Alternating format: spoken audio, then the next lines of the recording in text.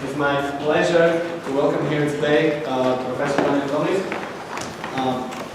Professor Cohnitz is a chair of the theoretical philosophy at the University of Utrecht, and he is also currently the president of the European Society for Analytic Philosophy. He has rather broad span of areas on which he works, all to some extent belonging to analytic philosophy. So he wrote a book on Nelson Goodman, but also on thought experiments, and 2 years ago he wrote a book about conspiracy theories. As the title of the talk suggests, the talk today will be on this topic. So thank you for coming. Thank you. Thank you. Right, so today I'm going to talk about conspiracy theory. So it's on my website it's listed as a monograph because it's an essay on just one topic. And it's published in a self-standing way, but it's not really like a book in the sense that it's very long. I've written on conspiracy theories. I have a series of papers, and this, what I'm presenting today, is one of the earlier ones. So it's a little bit programmatic in nature, but I thought might know that as well. I shouldn't walk around. Right, so the rationality of conspiracy theory. So the starting point of this for me was to observe that somehow conspiracy theories seem to play an increasing role in contemporary political discourse. Right, so I was really surprised after a while to see that in my sort of favorite news outlets, when you look at their websites, then it's basically more or less regardless which specific news item you're looking at, you will in the comment section of that news item sooner or later will find the first person mentioning a conspiracy theory that's supposed to explain that particular news item. Right? And it's a wide range of topics for which that's the case. Right? So like smaller as well as bigger political events are nowadays very quickly explained by citing some sort of conspiracy theory that's supposed to explain.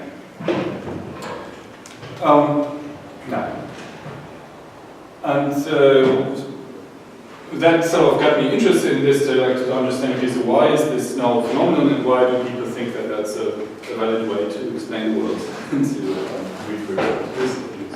Now you might of course think, alright, it's perhaps fascinating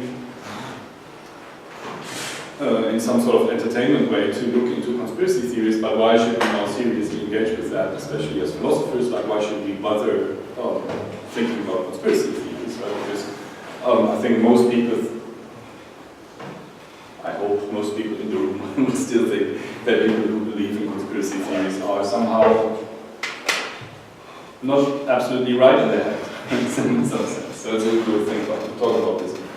And so the question is, why should we bother about the phenomenon in the first place? And isn't it just somehow people who have too much time on their hands, who perhaps sit in their mother's basement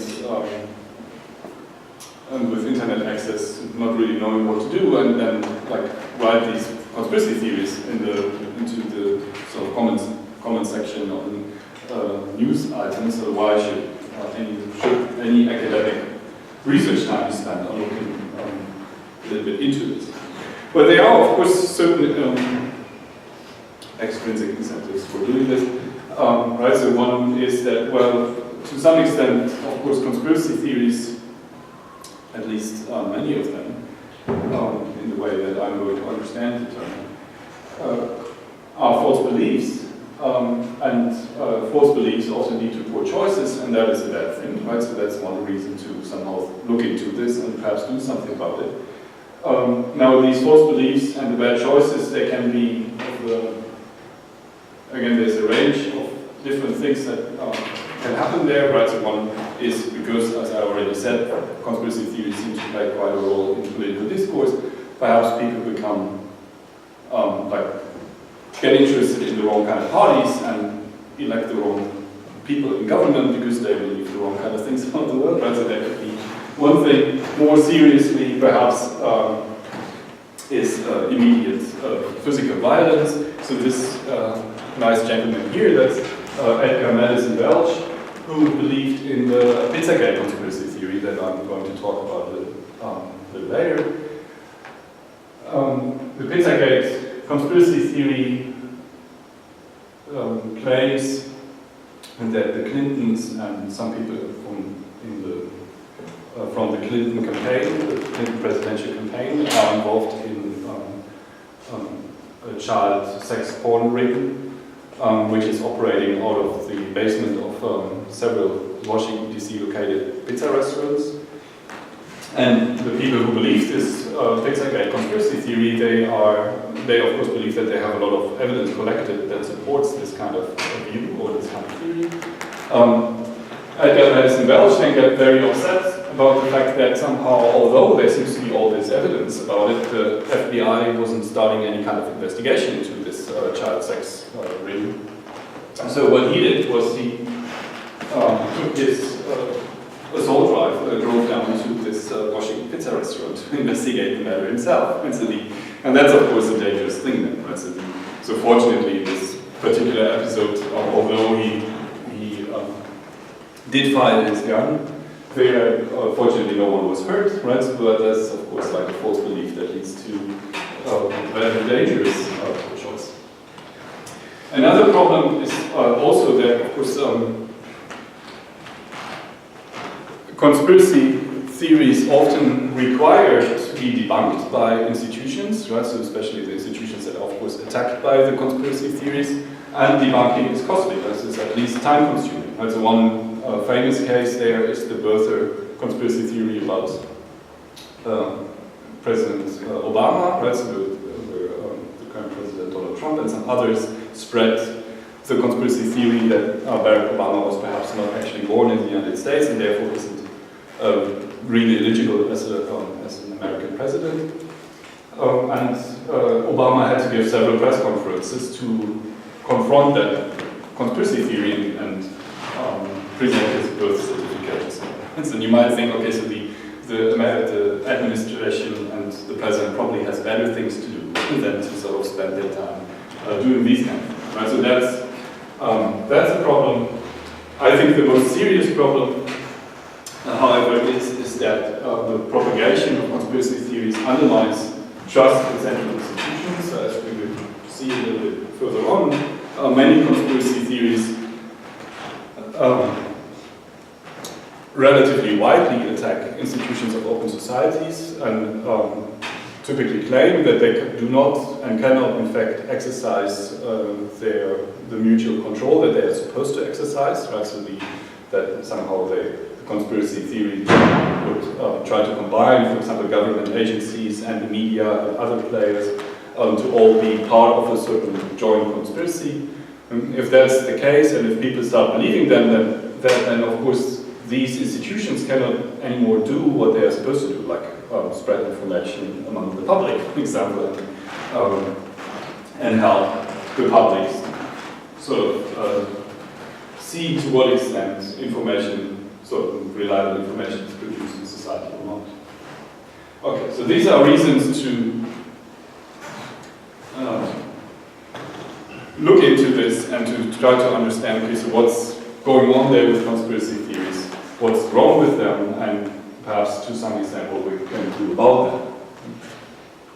So that leads us to the question, so what mindset leads to the belief in conspiracy theories? And the question about the mindset, I think, is especially important if you want to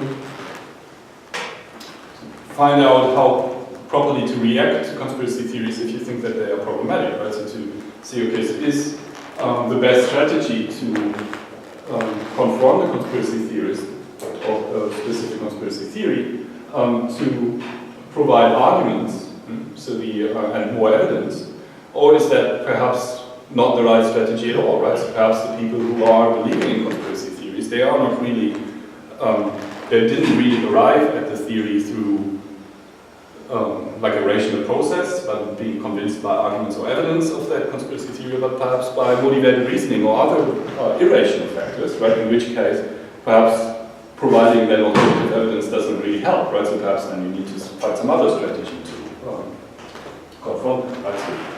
So reform is the proper response, logic in argumentation, or therapy in medication. Is it that we have a case here of sort of irrational coming to belief? All right, so that seems to be a question that many people are interested in, and what I will try to do now in this talk is to say, like, look, if we are interested in this kind of question, I think that philosophy can help a lot in trying to answer it. So to some extent, I want to say, like, with the way that we currently try to look into this question through empirical sciences is insufficient in trying to answer this question. We need somehow help of philosophy. That's a good thing. But it's not just that philosophy somehow can provide here a useful service for change, but also that philosophy itself can somehow gain from this. That I think that actually this is a topic that's also philosophically relatively rich and interesting. And in the end, I want somehow to sell this topic to you and say, like, look, this is an interesting philosophical like an issue that raises a number of interesting philosophical questions that are perhaps worth looking into. When I started working on conspiracy theories just a couple of years ago, there wasn't very much interesting philosophy of conspiracy theorizing. This situation has now changed, fortunately, a little bit, so there's now several philosophers who do more interesting work, but that's also still work, of course. Right, so before I come to talking about philosophy, however, I first want to say something about the other disciplines that are perhaps, let's say, the more obvious candidates for dealing with conspiracy theories. First, I want to look into is sociology, right? So sociology seems to be the science, one of the go-to sciences when you want to learn about conspiracy theories for at least two reasons. One, first is that conspiracies themselves, of course, are social phenomena, right? So if they occur, when they occur, whether they sort of can occur in certain sizes and so on, in certain circumstances. Right, so that's an issue for social scientists to find out. But also, somehow the phenomenon that I described in the beginning, right? So the fact that somehow more and more people seem to be believing them and spreading them through social media, in the comment section of news outlets and so on. That's of course itself also social phenomenon, right? So the dissemination of conspiracy theories is something that also social scientists can say quite a bit. Now, unfortunately, however, social scientists do not say much, or typically, at least not many interesting things about the question whether, when conspiracy theories occur, whether these beliefs are rational beliefs or not. For two reasons, I think. One is that social scientists are, in fact, often not properly trained to discuss these kind of questions. But what I find a bit more disturbing is that many social scientists themselves think that they shouldn't look into that, right? So so I'm in a cross-action network that's with the beautiful name Comparative Analysis of Conspiracy Theories, where there are philosophers and anthropologists and psychologists working together trying to understand the development of conspiracy theories and the influence that they have on political discourse within Europe. And we are like scientists from different camps, and there's usually like a huge fight within this research group of researchers between sort of the philosophers who are interested in these questions about rationality and whether it's right to believe these things and when it's not right to believe these things, and the social scientists who think that you are not allowed to ask these kind of questions. So they are, especially the anthropologists who think, if we want to, study whatever social phenomenon, then we should not use any kinds of normative framework when looking at this phenomenon, and so we shouldn't talk about truth and we shouldn't talk about rationality when studying these kind of things. But of course that means that then you also can't really come to developing strategies for then how to properly engage with conspiracy theorists if you do not really look at what the reasons are for why people believe conspiracy theories. Nevertheless, social scientists found interesting things out about conspiracy believers. So one thing that I found most surprising is that even though basically throughout the last century, at all times people thought, oh, conspiracy theories really are on the rise at the moment. Right? So you find this already, this observation also in the 80s and before. Right? So very often people think, okay, so now it's like sort of a high point of conspiracy belief as a feature in political discourse. When you make as a long-term study of the amount to which conspiracy theories are mentioned in comments over the past, I think, 200 years, and then you see that that this seems to be in decline. And so the way that this was studied was that two political scientists took the letters to the editors of two relatively big American newspapers, and they had these archives then for a long stretch of time. And so that also was a selection criteria for these particular newspapers, of course, that you have these kind of archives. They took two in order to make sure that it's not sort of a partisan effect, right? So one was more conservative, the other more liberal. New York Times was one of them. And then they just looked into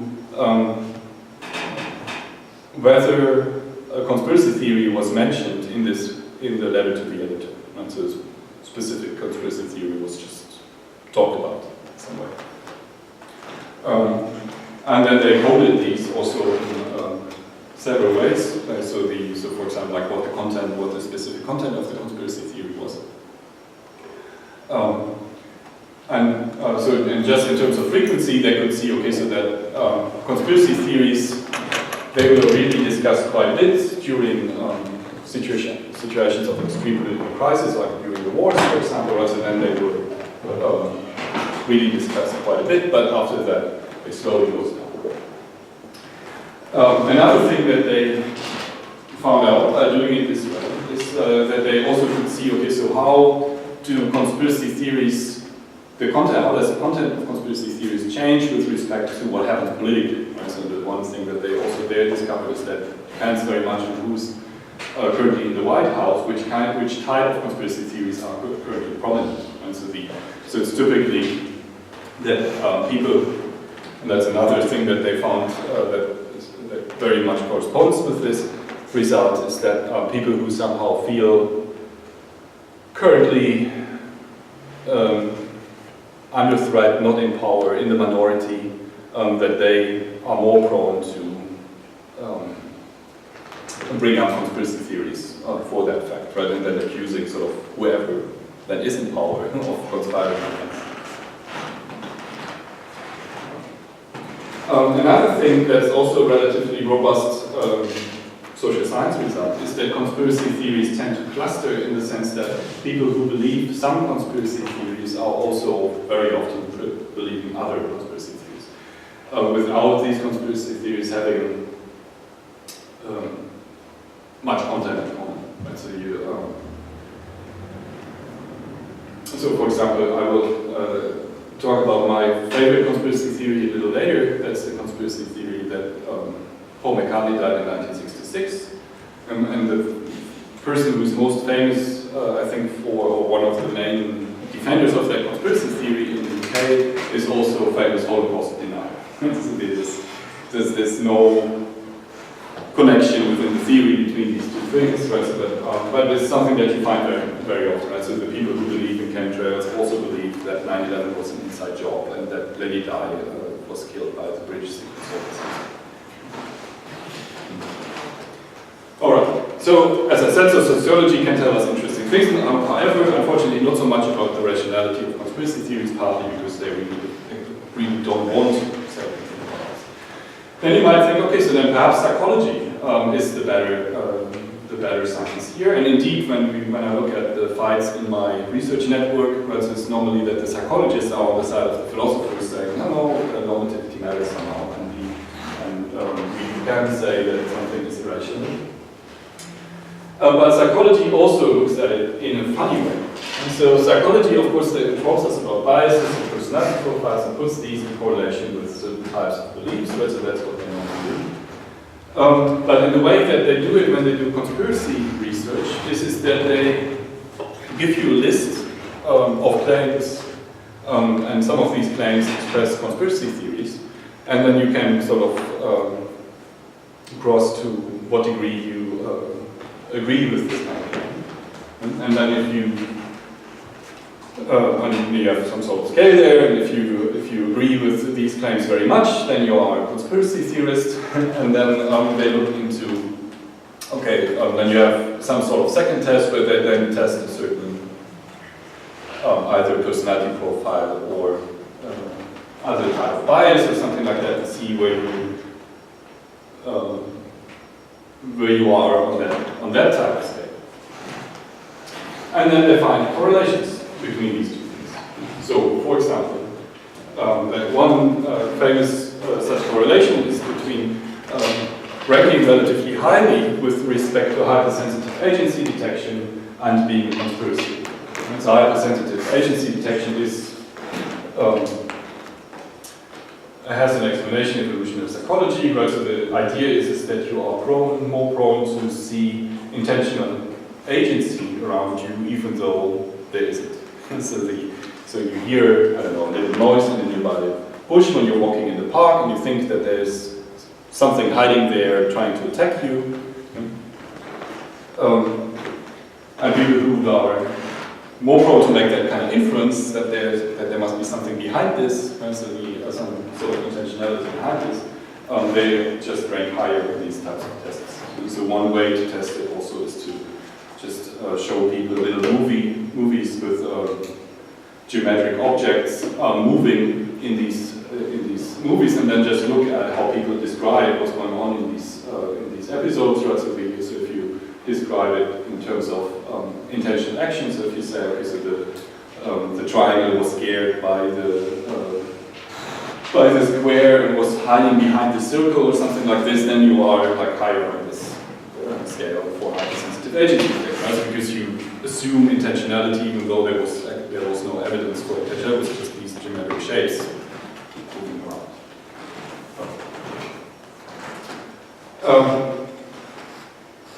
Right, and then you get results like this. Right? So low level of education predicts endorsement of conspiracy theories, which is mediated by a general tendency to over-attribute intentional agency.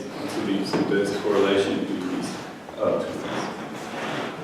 But again, of course, this kind of stuff never looks into what the reasons are for people, for why they believe the conspiracy theories that they believe. Right? So whether they have any evidence for that, right? So whether they how carefully they looked at the evidence for that. And so the rationality of the belief is never actually investigated. This is just correlated with certain other attributes.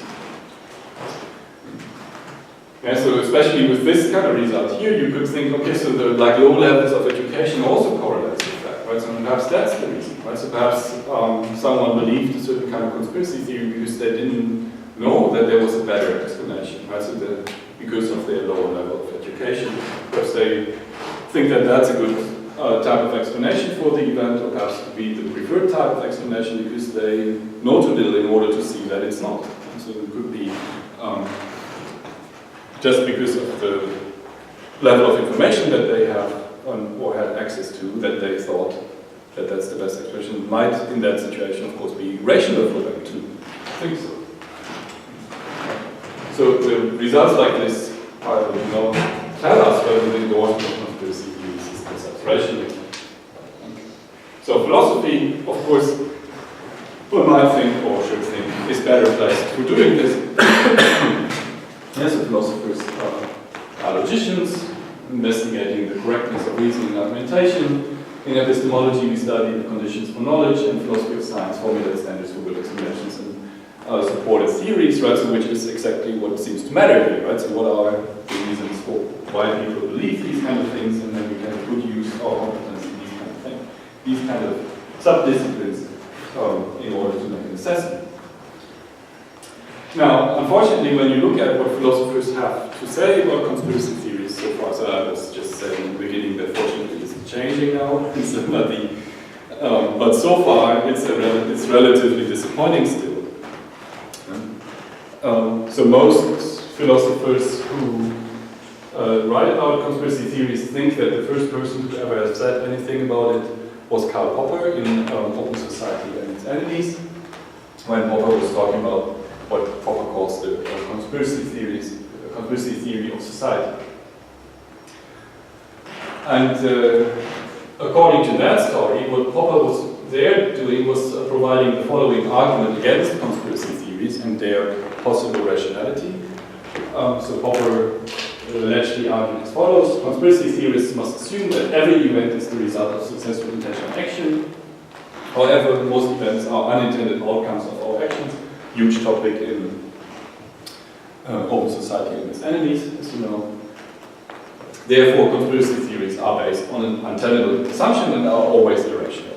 And then people who discuss Popper are then quick to point out that it's not clear why this should be a good argument. Right? So what they normally observe is that, look, the first premise seems to be obviously false. The conspiracy theories can, of course, be about single events. Right? So they are, at least logically, it seems that we could clearly hold the belief that, I don't know, that the fact that Princess Diana was killed by the British Secret Service, that's the only phenomenon that you care about, and that's this one event, the death of Princess Diana, is due to a conspiracy theory. That doesn't force you to assume that every event always is due to a conspiracy. Right? So that's obviously wrong. And also, sometimes events do come out as wrong. Right? So Popper is also not saying we are never successful in somehow planning something and the thing comes out as it was planned. Right? He just says that very often things don't come out as planned. Yeah, so there was a conspiracy against Caesar, and that was a successful one. Right? So they wanted to kill him, they managed to kill him. Right? So there was, according to the official story about 9/11, there was a conspiracy amongst Al-Qaeda terrorists to bring down in the World Trade Center, right? And they managed to do that. Right? So sometimes things, to some extent, come out. Now, as always, when philosophers are accused of making hilariously idiotic arguments, the argument, in fact, was not as idiotic, but if you read it carefully, and I don't understand why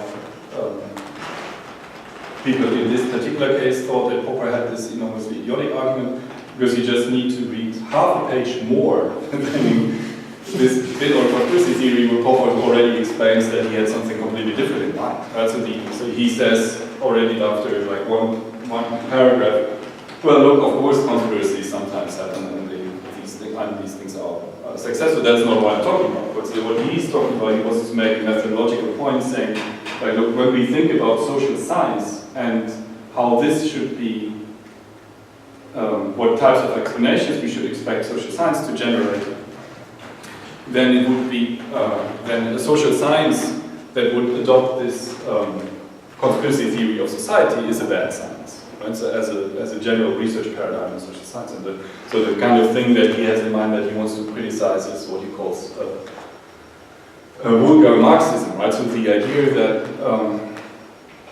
that we somehow realize our class interests and then intentionally work on the basis of our, so recognize or realize class interests for a certain kind of thing, right? So that would be a stupid theory, right? So that would be a Marxism, like a form of Marxism that, would indeed have to assume that everything comes out as planned, right? And that's not a good theory. And so he thinks that Marxism is in fact a lot more subtle and interesting, namely in the sense that it's not supposed to be based on intentional action, based on the assumed class interests. Anyway, so Popper probably wasn't then the first one to really talk about conspiracy theories in the sense that we're interested in, but we come back to him because it will still be interesting to at least look at the type of explanation that he has.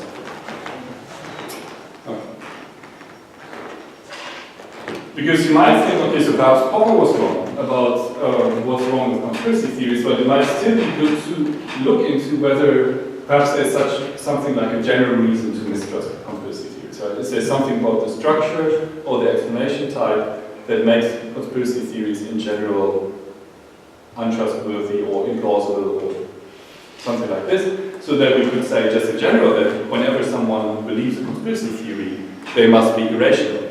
Yeah? So that would also automatically help us with this psychological research, right? So because then we don't need to somehow extra look at whether people believe the conspiracy theory perhaps for rational reasons if you already know that there's no way to rationally believe such a theory.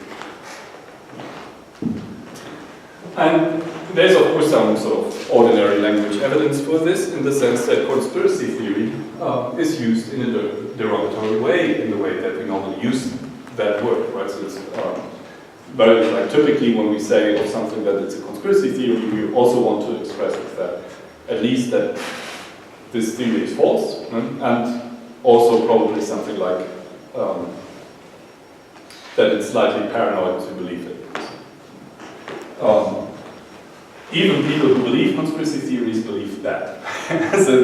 So for example, when you look for the chemtrails conspiracy theory on YouTube or elsewhere, then you will find conspiracy theorists who believe in the chemtrails conspiracy theory who want to say, well look, chemtrails is not a conspiracy theory, right? So in the sense of thereby not saying it's not due to a conspiracy. No, of course it is, right? So, but what they want to say is like, look, this label should not be put onto my theory, and because my theory is not a false, crazy one. And so that's what they want. All right.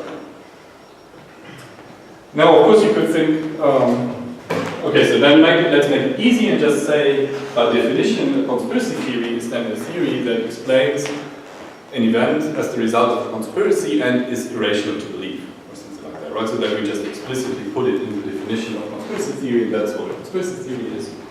Well, of course, this definitional maneuver does not really help us with the problem, and so then,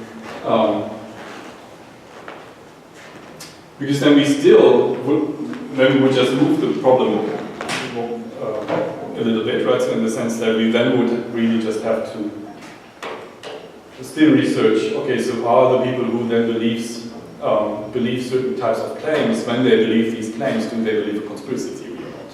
And so namely, do they believe then that, I don't know, 9/11 was an inside job, irrationally, right? So then we are just back to the initial question, and that we don't know yet. So what I think would be good to have instead would be something a little bit more subtle. I think exactly in the way that people thought that Popper was trying to offer in this weird story that conspiracy theorists always have to make this implausible assumption. And so this is what I would call a Jungian argument against conspiracy theories. As a Jungian argument would, so I call it a Jungian argument because of Jung's criticism of miracles. Right? So also there, Jung said, okay, so look, here's what a miracle is. A miracle is an event that contradicts or is inconsistent with the laws of nature. Now the problem is then if you, in order to sort of have reasons to believe that there was a miracle, you need to have reasons to sort of, on the one hand, you have the laws of nature, and you have to have reasons to believe that there was an event that contradicted the laws of nature. Now, and then Jung says, well, look, that will never happen in a way that the evidence will be strong enough to believe then that there really was a miracle, right? So because you will have to have already all the evidence for the laws of nature, and that will be just counter evidence to the idea that there was this miracle, right? And it's just about the sort of contingent circumstances, about sort of what the evidence needs to be for believing in the laws of nature, and what the evidence typically is for believing in a certain kind of miracle that will make it always rational to then to believe in a miracle. Yeah, so we don't need to go, so I'm not trying to defend Hume's analysis of miracles, it doesn't matter. Yeah, but the idea somehow could be the same, right? So that we think, all right, so perhaps there's something about conspiracy theories, just as there's something about miracles, that always makes it the case that they are, as qua explanation type, irrational to believe. In the way that miracles are irrational to believe. And so it's something about the definition of conspiracy theory still, but it's not that we explicitly put it into it, sort of that they are irrational to believe. So the question is, can we say something similar for conspiracy theories? And that, of course, will depend on how conspiracy theory then is defined, right? So what are the typical necessary ingredients of a conspiracy theory? Spoiler alert, I don't think there's such a thing. All right. So let's see what definitions for conspiracy theories typically look like. So conspiracy theories are explanations. Typically, I think that's right. One can debate whether they are always explanations of particular events. Sometimes it's not really clear that they are explanations of events, right? So they are like chemtrails, for example, that seems just to be explanation of a stupid explanation of a specific natural phenomenon, and the explanation of contrails behind planes. As we already talked about the Pizzagate conspiracy theory, that's interesting because there it's really unclear, I think, what the theory is trying to explain. Right? So what had happened was that WikiLeaks got in position, because we got in possession of emails from the Democrats' email server, and they just took these emails and made them public. And these emails included the correspondence between the Podesta brothers who were running the campaign, the Clinton campaign, and the Clintons and other people in the Democratic presidential campaign. And as soon as these emails were made public, people started looking into these emails and trying to find dirt on Clinton in it was the hot place of the election campaign. And one of the things that you could find there was a lot of sort of emailing about invitations or making arrangements for going to dinner, including also making arrangements for going to dinner in one of the Washington DC pizza restaurants. And that seemed unproblematic at first, until someone mentioned that cheese pizza is perhaps a code word for child pornography. And then under this new interpretation hypothesis, they looked at these emails again, and then all the scales fell from their eyes, and it all made sense. And then they developed this like really detailed story about the Podesta brothers and the people who are running these pizza places in the basements of these pizza places and so on, all being in this conspiracy.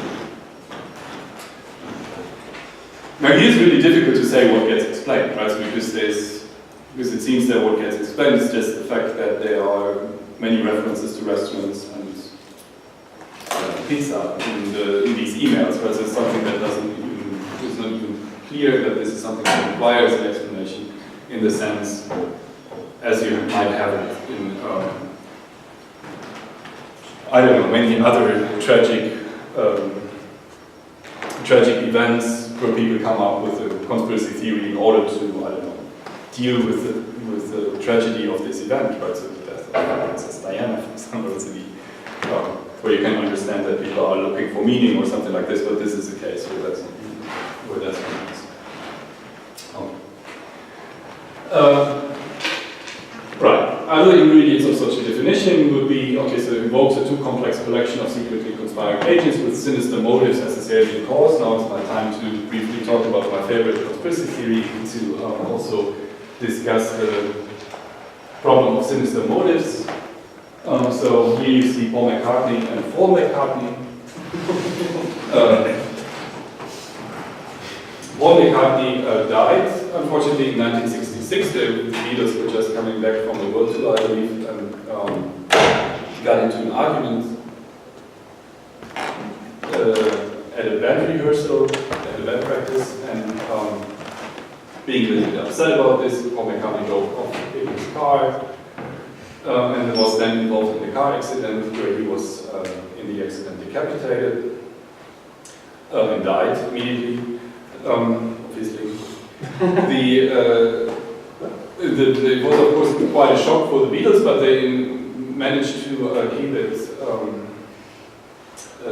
to themselves and discuss then with the management what to do about this, right? So because there was at the sort of high point of the Beatles' craze, and they were really afraid that that this would be a too big shock for their fans if they would now announce that Paul McCartney is dead and that the Beatles have to stop or whatever. So what they decided was that they would go on instead with a replacement and hired, I think William Campbell was the name, was the guy who won a Paul McCartney lookalike contest and presented basically him as Paul McCartney. And there was a certain time where they just about half a year or something where no one of them appeared in public, and Paul especially didn't appear in public, but was sort of trained to behave as a left-handed person and so on. That had all kinds of, so it was really difficult to keep the secret because it turns out that Campbell was a little bit taller than Paul McCartney, so they couldn't do many normal live gigs anymore because then people would see that Paul is now sort of the tallest in the Beatles and wasn't before. So when they would play live gigs, they would do it from the top of a huge building or something that people couldn't really see what their size was. Yeah, of course the marriage of Paul McCartney that didn't survive much longer because the wife also couldn't adopt to the situation quite as well, and so on, right? So, but and surprisingly, the Beatles themselves, even though they came up with this whole thing in order to spare their fans from the grief, they still had every once in a while to drop somehow a little bit of information about this fact that Paul McCartney is dead nevertheless. Most famously, of course, the cover of the Abbey Road person, and then George here as the the evidence is that Paul is on a step with the other one, so that everyone is walking with the left foot forward, I think, and he walks with the right foot forward. He's not wearing shoes, so there are all these. There's all this evidence that that's what the scene is supposed to depict. That's then the actual burial. Paul McCartney on the cover of the Sgt. Pepper's Lonely Hearts Club Band album. Where here, if you zoom into it, you see the car that Paul died in. This is the glove with blood on it. When you put a mirror through these lonely hearts, I think. Yeah, then you somehow see, in Roman numerals the day of the death of Paul McCartney, and then there are backside messages saying Paul is dead, Paul is dead, Paul is dead. When you play, it was in November 9 or what the song is called. So there's tons of evidence about this. In total, I think over 400 pieces of evidence in the artwork of the Beatles that somehow is interpreted as being evidence for the theory that Paul McCartney died. Well, what's important, my whole point here is to say, sometimes conspiracy theories are not presented as ascribing any kind of sinister motives to the people behind the conspiracy. Right? So in this particular case, standard explanation is not that they wanted to go on making money or something like that, but that they came up with this because they wanted to spare the fans this particular shock. Also, that I think this is the only conspiracy theory that I know of that has a positive side effects. People who believe the conspiracy theory also believe that the music of the Beatles became significantly better after 1966 because Paul McCartney is a much better musician than Paul McCartney was. Okay, so sinister motives perhaps can be crossed out here as well. Secretly is something that confuses a lot of philosophers, right? So of course, if people believe the conspiracy theory and provide evidence for it, then it can't really be a secret anymore. But of course, what is meant by secretly is that it wasn't meant by the people conspiring intended to be secret. A really complicated case is what the role of official. An alternative official explanation plays for a conspiracy theory. So it is initially, I think, relatively plausible to think that conspiracy theories are always an alternative to some official explanation. In the case of the Beatles, you can already think sometimes there just isn't an official explanation, of course, so there is no theory that explains all these 400 things that are explained by the Paul McCartney's dead theory, right? So there's just the alternative theory would just say, well, these are just arbitrary aesthetic choices made by the Beatles, right? So that's the theory that one might think, okay, so that's not as really a theory in comparison with what this theory offers. But more importantly, the problem is, of course, that what counts as official changes quite a bit, right? So it might change depending on what country you go to. And so so take the plane crash of over Ukrainian territory in the separation civil war in Ukraine. It is in Russia and the Netherlands, they have different official explanations for what happened there, right? So you wouldn't want to say that one or the other of them is a conspiracy theory, depending on whether you are currently in Russia or whether you are currently in the Netherlands. Likewise, this can of course also, these kind of things change over time, right? So you take another plane crash, the one over Smolensk, where many people from the Polish government died. At first, the official story in Russia as well in Poland was that this plane crash was due to probably a mistake by the pilot, like attempting the landing there under extreme bad weather conditions. And it was only a minority in Poland who thought, no, there's a conspiracy here of the Russians that led to the plane crash. Now this, at that time, political minority is not anymore the political minority, and they are now in official positions, right? So now in Poland it's the official story, right? So, or at least the story held by official stuff. Likewise, the crackpot birther conspiracy theory in the United States was at least believed by Donald Trump, right? Who is now an official in the United States, right? So the fact that somehow a theory is official is an extremely, like, what is official and what's not, is a very context-dependent thing, right? And this probably not the factor that's going to explain in general whether conspiracy theories are always rational or irrational to believe. So it's just not clear how well it be operationalized.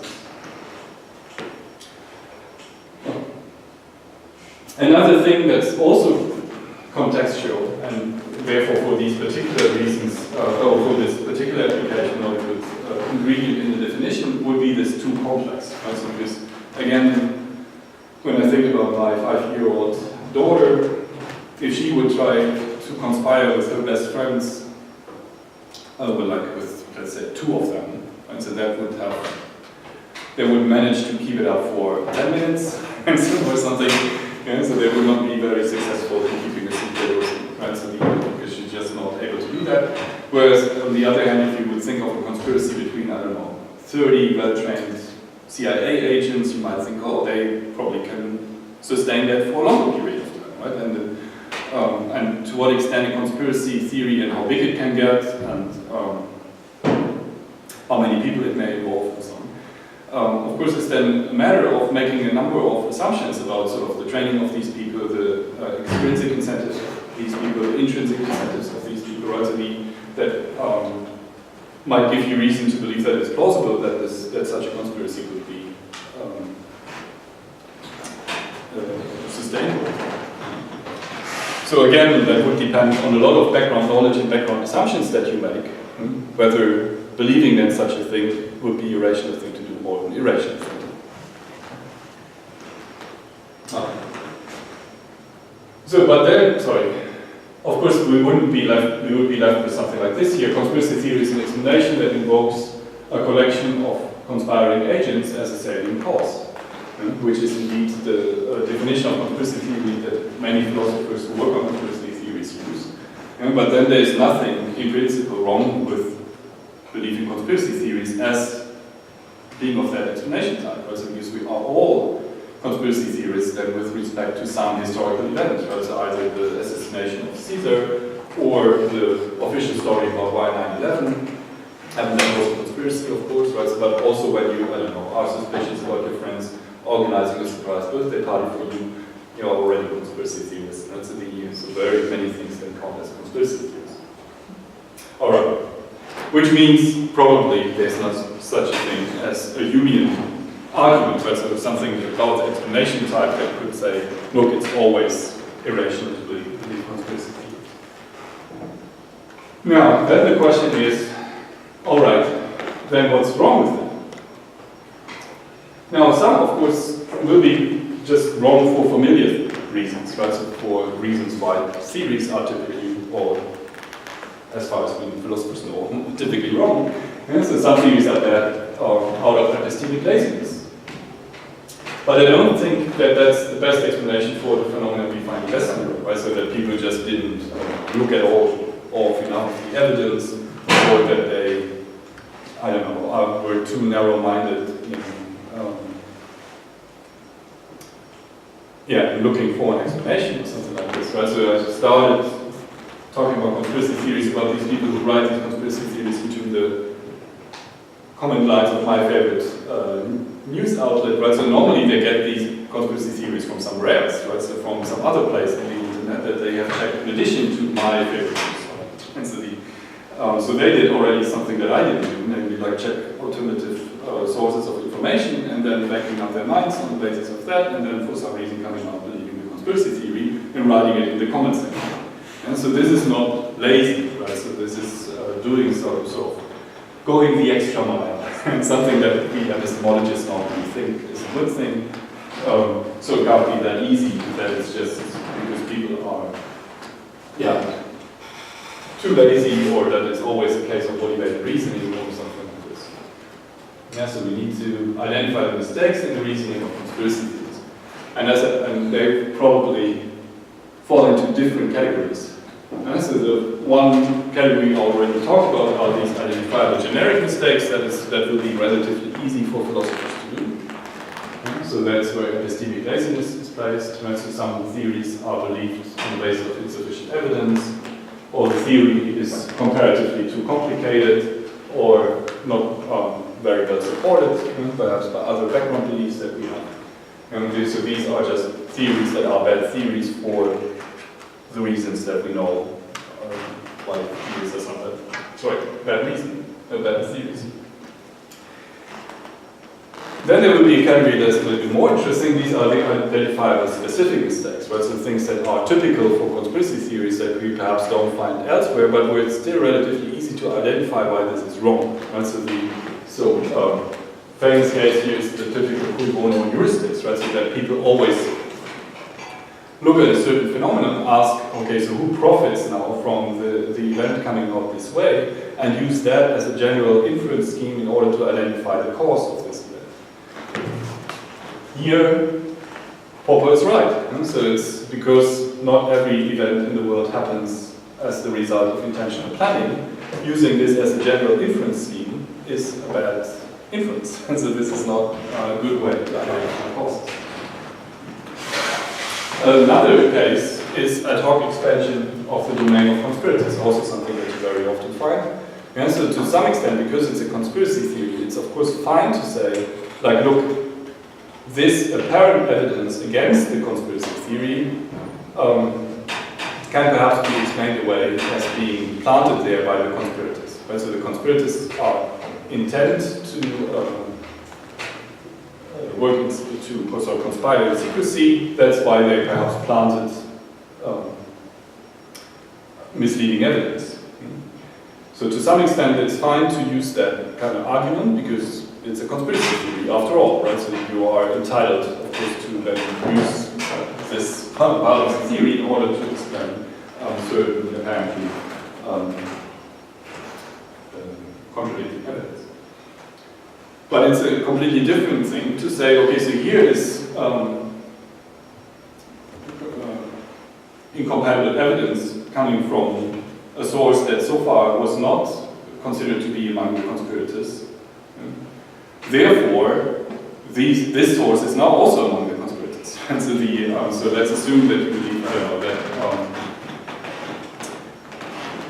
that all medical doctors are in the pocket of big pharma and therefore are lying to you about vaccination, the benefits of vaccination. Yeah? And now you have a government agency looking into this accusation and saying, like, look, we looked into the accusation, that doesn't seem to be correct, right? So there's really, like, looking at all the evidence really seems to be that vaccination works and that there is something, and that doesn't cause autism, for example, right? So if then your response is, so this government agency must be a conspirator as well, and so then you're doing something that just will lead to a complete immunization of your theory. And so this is then problematic, and not one that's sort of supported by the or licensed by the term of theory. Okay. Then there are some, but again, in these cases it's still relatively clear of how we would analyze what's going wrong there. Then there are some cases where I think philosophers can learn a little bit from conspiracy theories by doing a slightly better job than they so far have been doing in explicating what we call quality criteria for theories.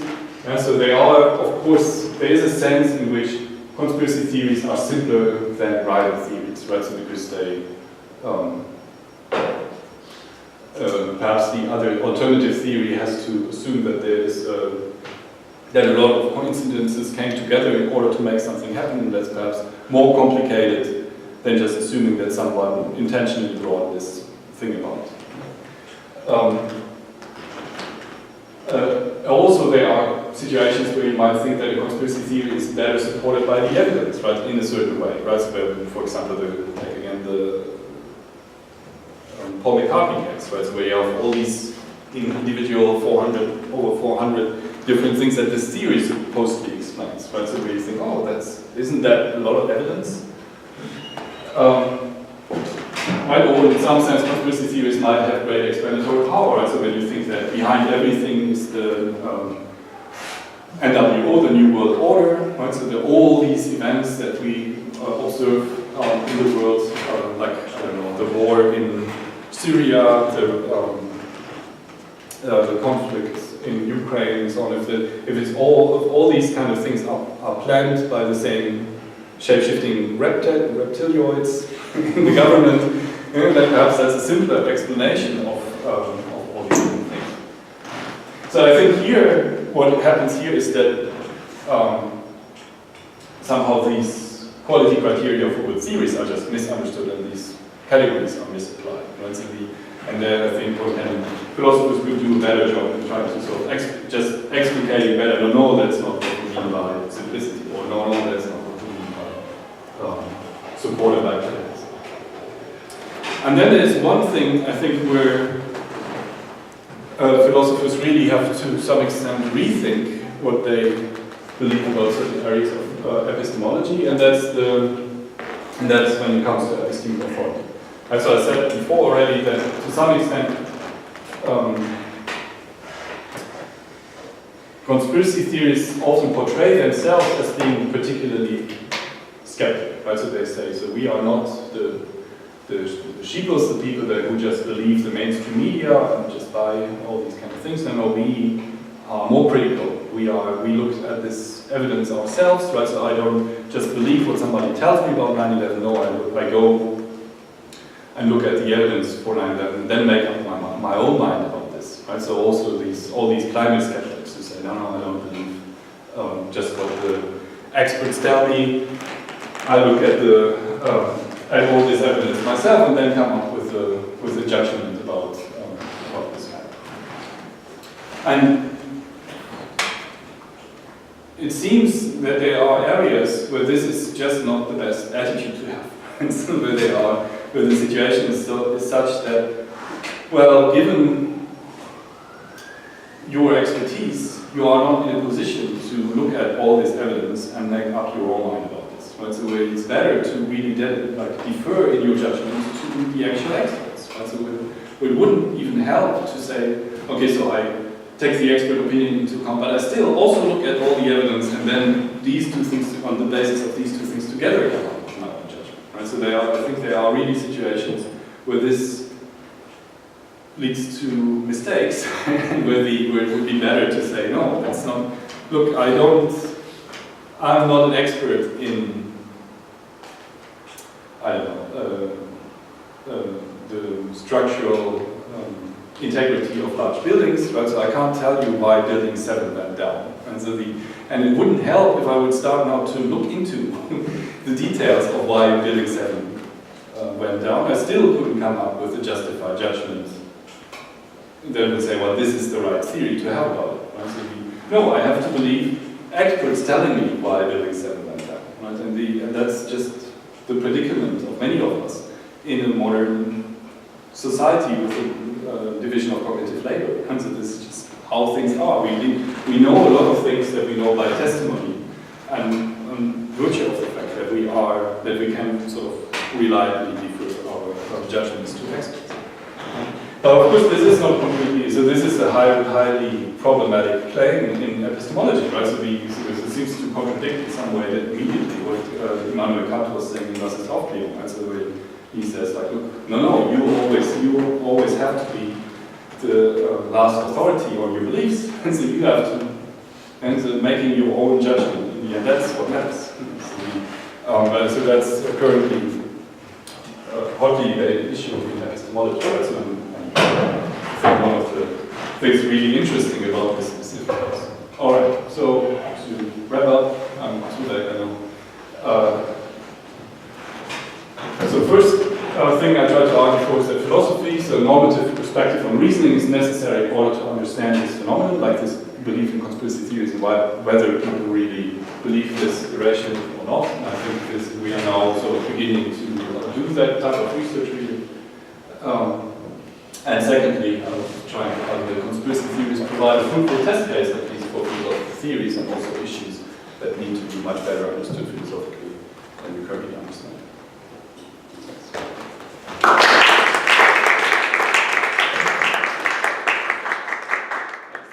Ideal timing.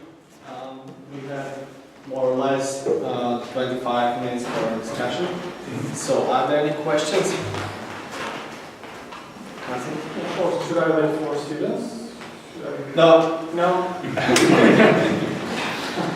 Thank you very much for your talk. It was really inspiring. My question is, you mentioned already that conspiracy theory tends to cluster. So if there is someone who believes in tinfoil, there is a high probability he would believe in Illuminati. Right? How about religious belief? Any evidence that someone who might be religious will also do have tendency to believe in some kind of conspiracy theory?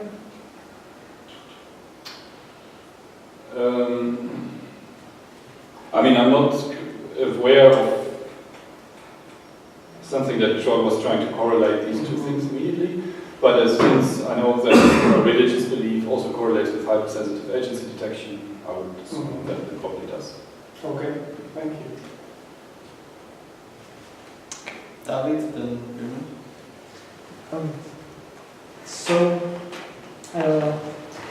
there was some sort of maybe egoism or snowflakery maybe may play a role in believing in conspiracy theories? Because this would seem to me that if all the sheeple don't know who really did 9/11 and I know that, it might make me feel superior. So do you think this kind of feeling may play a role in people believing in conspiracy theories? Yeah, so as I said, I mean, when you look at these sociological findings, right, so the fact that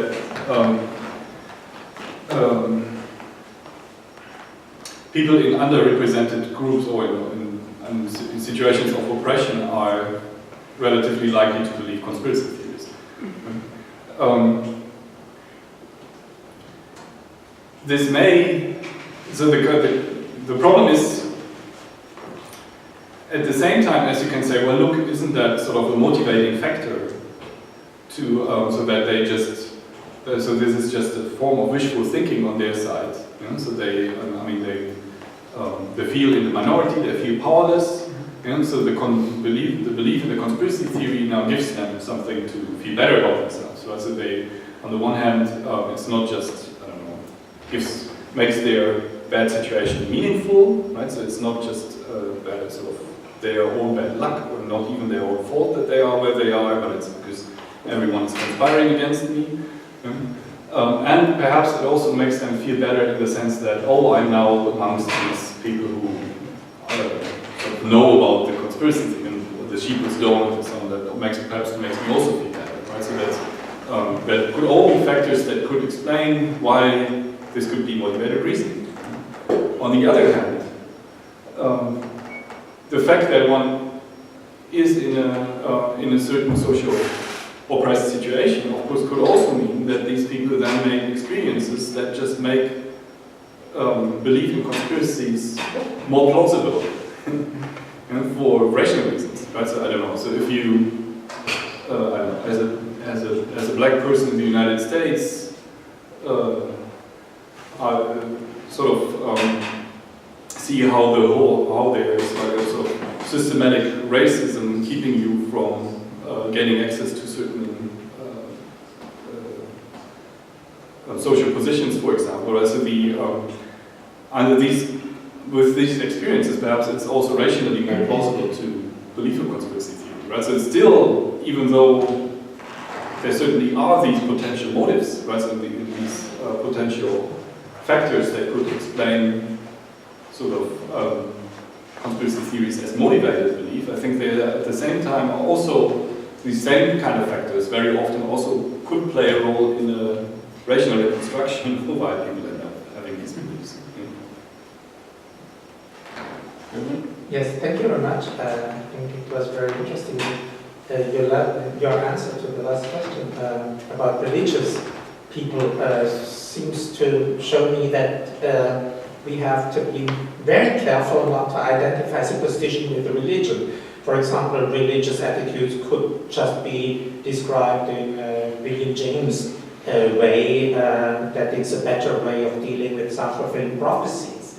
But that shows how complicated things get when you take the example of human his miracles, right? If Hume would say, well, of course it's wrong to believe in miracles intervening with ghosts which do not exist, that's something nice. But when you say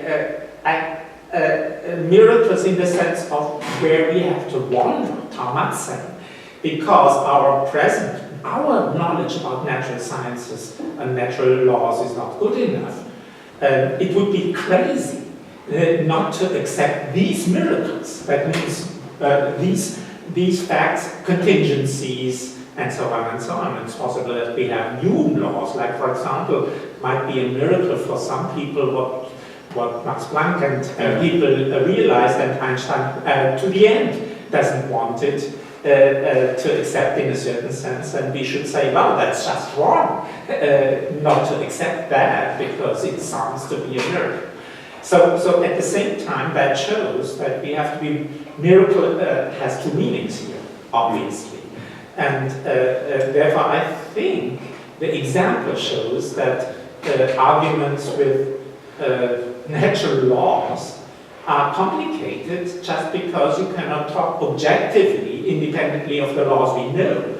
And therefore, this, of course, opens a new problem in a certain sense, because if people could argue that they have new knowledge, that's the rare case, of course, but it can happen, then we should take that into account also. And another point is more or less hilarious. I was wondering why you didn't mention my favorite because I didn't know that. You certainly know that there is a conspiracy theory that the Americans were never on the moon, and there are these hilarious films where Stanley Kubrick was of course filming all these things, and he couldn't enter the United States anymore, and so on and so on. There's a hilarious film where American officials, including Kissinger and the wife, and they just tell you the story as it really was. Of course, they know that it's wrong. But nevertheless, it's a very nice conspiracy theory because many people really believe it, even though we have this ironic film plot. Yeah. So, two things. Yeah, so the second thing, first perhaps the... no, but yeah, so... for time reasons, I didn't mention. So of course it's a good example also to when you talk about complexity, right? So I didn't motivate complexity, but that would be how you motivate complexity, right? So that you say, like, look, aren't conspiracy theories all often unbelievable because of the amount of complexity that they have to presuppose, and the fact that so many people have to be in this and have to keep the secret for such a long time in order for that to be sustainable. The moon landing is such a case where you think of this big, like almost all of NASA, and yeah, so hundreds of people would have to be in the conspiracy and would have to have reasons for keeping it secret for such a long time. That's just impossible. The other question was, I'm not sure I understood what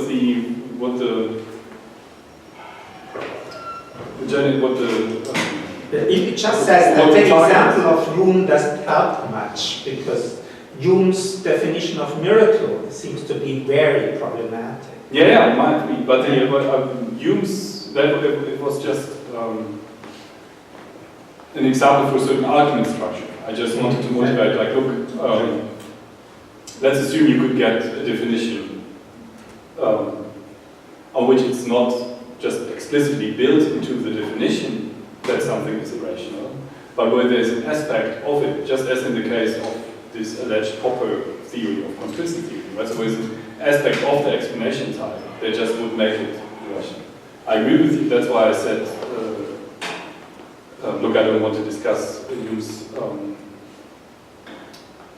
argument about miracles in particular, because I also think it's not a good argument, right? But from the start, but I think it's like no good argument about miracles in particular, but that would at least offer you some way out of this situation, where you would think, no, what I want to find is some structural problem in the explanation type that just would settle it kind of a priori, or almost a priori, that conspiracy theories are problematic. Yeah? That was the only reason why I brought this up. And then I was trying to say, like, look, when we look at the definition of conspiracy theories, it just doesn't seem to be an ingredient in the definition that could do that job. If we just try to apply this kind of definition to paradigmatic cases of conspiracy theories. But on the other hand, there are the limitation of the argument, well, I don't believe that they can keep it quiet so long as in the secret.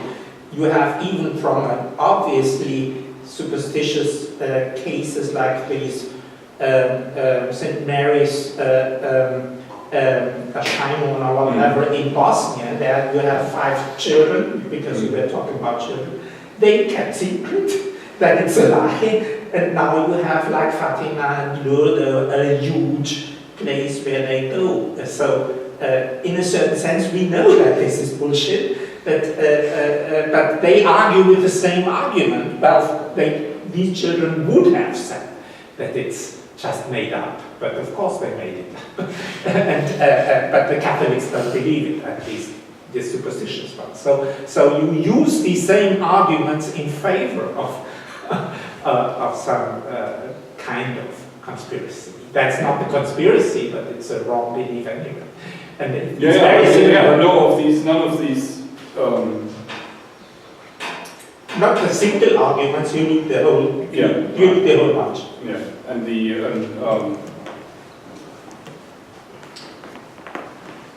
obviously, so the cui bono heuristic is just is a bad general heuristic, and the what is the other one? The ad hoc enlargement of the domain of conspirators is a bad general strategy. That does not mean that there can't be individual instances where, nevertheless, that might lead you to the truth. Yeah. And so that's not the point. Yeah. Okay, other questions? I want to, I know only 5 people who believe in conspiracy theories, and unfortunately all of them are my own relatives. So I want to verify some of my impression of them. What strikes me that they try to share their beliefs in a way that reminds such kind of proselytism. They want me to believe in them. So they want me to show some commitment to believe in these kind of theories. The second thing that's also really interesting, all of them seems to be really highly emotionally involved.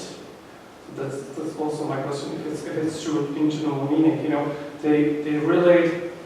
It's not like rumor, if I try to spread some rumor, my favorite that Audin is necrophilia, for instance, it would be, I don't display any kind of emotional, I just might have an intention to harm her or not. But my relatives, they believe in this conspiracy theory, they're really highly emotionally involved in this. And there is also penalty involved. I didn't try to ridicule their beliefs. I just tried to explain them that there might be something wrong with their beliefs. The result was that finally I've been ostracized from the inner circle, which is sort of relief. So my question is, if my impression is just specifically connected with my relatives, or if there is something you would agree, or other scholars who are involved in this kind of studies.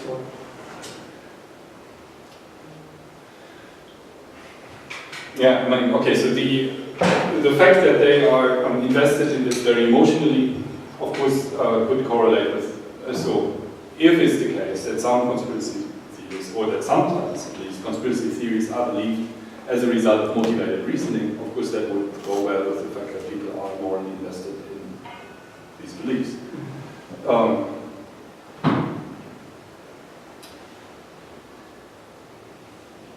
Yeah, but again, so in order to make sort of empirical claims about is that always the case? Is that only sometimes the case? Is this really the cause for the belief? For this we would need to have a certain type of research that we currently don't have. And so because no one really looks at this kind of question. Right? So and also, of course, has a lot to do with the content of the specific theories, I can imagine. Right? So there are these, there are certainly several factors. Right? So one factor that was already mentioned before is this sort of group identity thing, right? So of course when you see yourself as being a member of a certain social group that believes for some reason in this conspiracy theory, and you combine this with your personal identity, then you will be also more like certainly emotionally invested in this kind of belief, and will find attacks on that belief as attacks on your identity. And that is certainly the case for some conspiracy theories, especially the ones that are connected with other forms of identity making, like nationalism and so on. Right? So so that would be certainly one of the factors. Another is the fact that this discourse very often, as you've seen, the conspiracy theorists themselves don't want to be labeled as conspiracy theorists, and to some extent get upset when people do that because they feel then ridiculed, right? And that's of course also like a sort of emotional attack on them, even when it's not necessarily immediately connected to their identity or something like that. It's just the fact that they feel not being taken seriously. If they believe, if they are already in a socially marginalized position, right, and then also ridiculed for the explanation for why they are in a socially marginalized position, then I can easily imagine that one then gets even more emotional about this.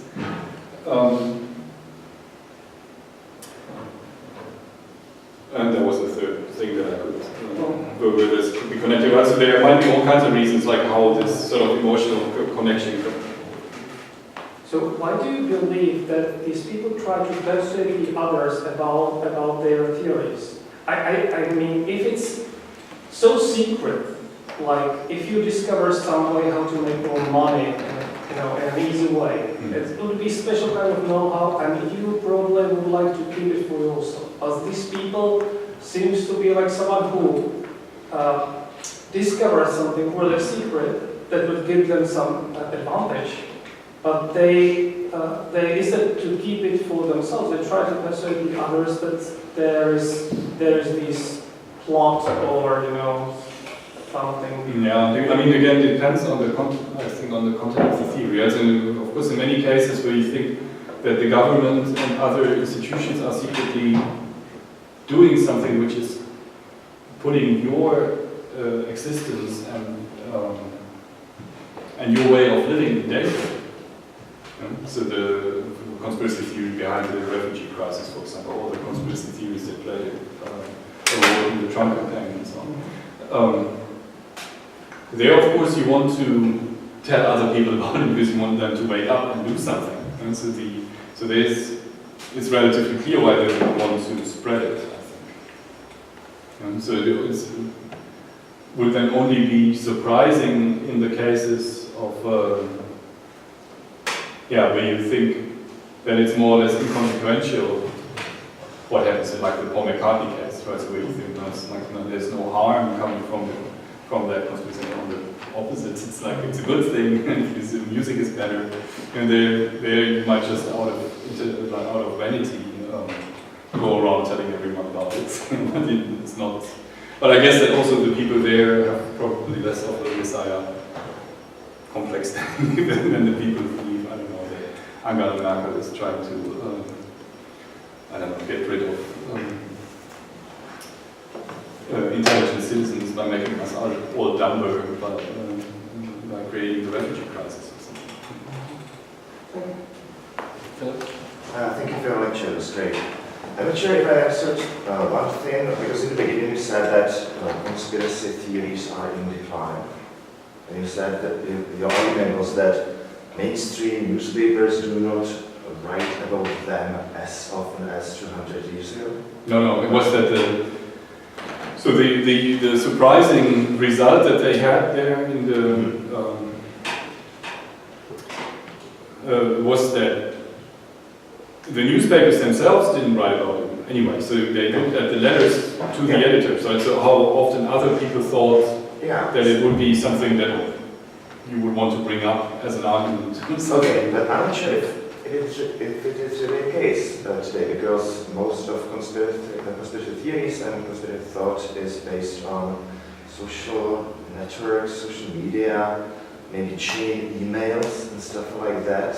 It's because newspapers are probably in crisis and they are not as often read as they used to be. So I still think that it is just not the case. I think that there are more and more conspiracy thinking in societies. Yeah, so the question, I mean, so there are two different, sorry, so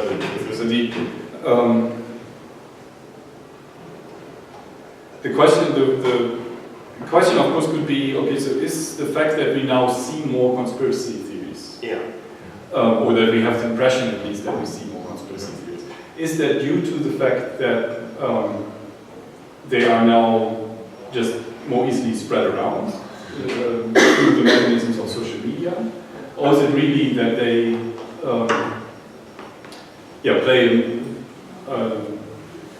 play a larger role in general political thinking?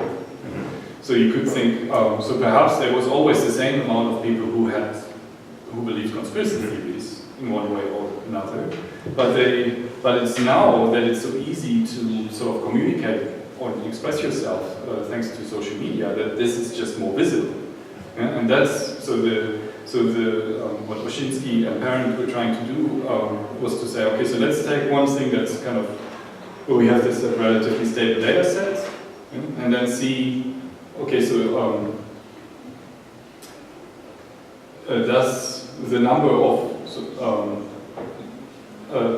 mentionings of conspiracy theory in this one medium increase over time, or does it remain stable? Right? So whereas the other medium is completely in development, right? So they would be not, that would not indicate whether conspiracy theorizing or believing on a whole is develops in whatever direction. And then on this, looking on this just in this one medium, looked or seemed to be in decline.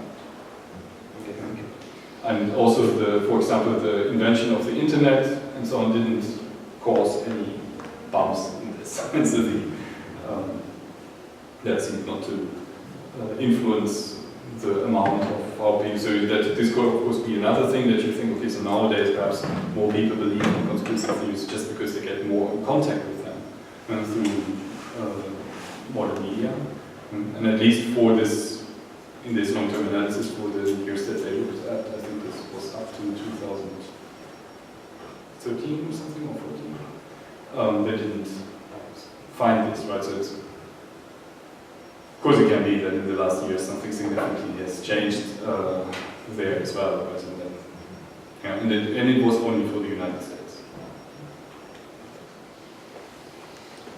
Are there any questions? I have a comment or question related to the decline idea as well. The problem might not be that I can accept that the quantity, let's say, declines, but what I see as a problem is that the people who believe in it, even though there is less of them, radicalized now. That there might not be that radicalized 200 years ago, but there are now people who take a little shotgun and go to pizza place. That might be a problem about the quality of, let's say, people who tend to believe. Yeah, I mean, in the Nazis in the 1930s believed also in the huge conspiracy theories of the Jews, and they're kind of radicalized. They had even more followers, unfortunately. So, yes, I was about to say, remember that Ulna, it was just in the 19th century, it was also anti-Semitic, and then there are riots in Prague, because of the idea of the conspiracy, of Jews conspiracy, Catholic Church. Okay, I agree. I was thinking about different kinds of. Yeah, sure. But nevertheless, in follow-up of his question, I think it's very interesting to see why these conspiracy theorists want to have followers. Because, of course, what you said, there is a split between people who are nuts and not. And, of course, you don't want to officially to be only alone. Therefore, if you have many followers, then you are not nuts. It sounds that it's a kind of argument that if you have many people, the consensus theory in a certain sense, ridiculed. If you have many people who believe the same story, then it sounds as if there is something to it, at least that was your question. Why is there a tendency of having followers? I think that's easy. Yeah, that could be. I mean, another thing, of course, is this, and that would be a different talk, is to say, like, look, conspiracy theories are very often used as a means of political propaganda, and what makes them so attractive for that particular use. Right? So why are specific populist parties particularly using conspiracy theories as a means of political propaganda? And I think, and they then, of course, because it's part of their propaganda strategy, of course, they then have an interest in disseminating that and spreading it and so on. And so and that would also explain to some extent why, why we see more of this. So that's one issue, and then another issue is then about social media, and that's the question about to what extent something being shared and being prominent on social media, to what extent is this an indicator of something being believed, right? So it could be just that it's something that is just hilarious and crazy and sensational, and people share it and like it and distribute it because of that factor, right? So, but not necessarily so much because they believe it. That would be a third aspect of that type of story. Okay, I think Just a question. I'm from Brazil, and in the last elections we had a big problem with the propagation of like histories in the social media, and all the election of our president now is based in like some news that people just share without looking the background. And I think now the conspiracy theories is about like making people get in power, like they are just like a machine to generate like new things, to just we want to see what people what people want to have. So we are creating histories that can make this candidate specifically be this person that people want. So they create a lot of history, a lot of conspiracies against the other parties, just to put something in there. And when you look, it's like something's just no sense, you know, like they are saying something just doesn't have any sense.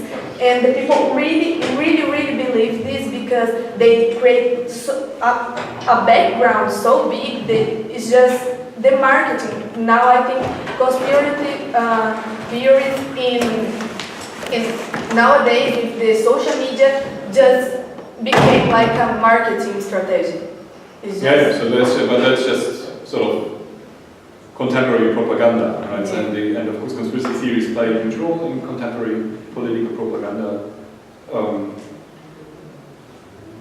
So the situation that you described, I mean, so in the situation where people still believe all this crap, so this is not even the most obvious one, I think, because then you could still perhaps reach them by showing them that they're wrong about this, right? So I'm in this context much more afraid of this sort of what's called the post-truth situation, or post-truth politics, where people do not care about it anymore, right? So where they share these histories and stories and conspiracy theories, and when they then learn that this is all bullshit, then they say, oh well, it's bullshit, so what?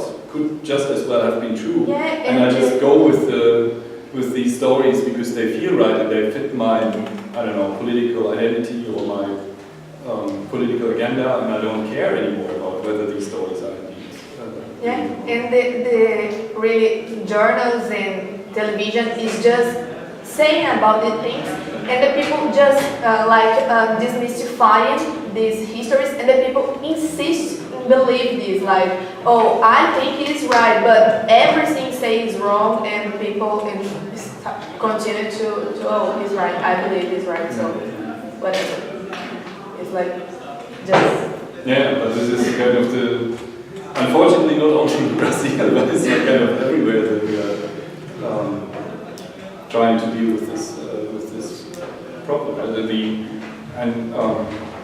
There are a number of things that led to this situation. So one issue, of course, is that we already talked about social media, but the fact that the traditional media don't have the financial means anymore to really put up with this situation is, of course, also part of the story. Right? So the way that they need to finance themselves through advertisements and the way that they have to sort of aggregate clicks and these kind of things, of course, makes the whole sort of news situation, information situation that we are living in dangerous and difficult. I have to stop the discussion now, unfortunately, so thank you for your attention.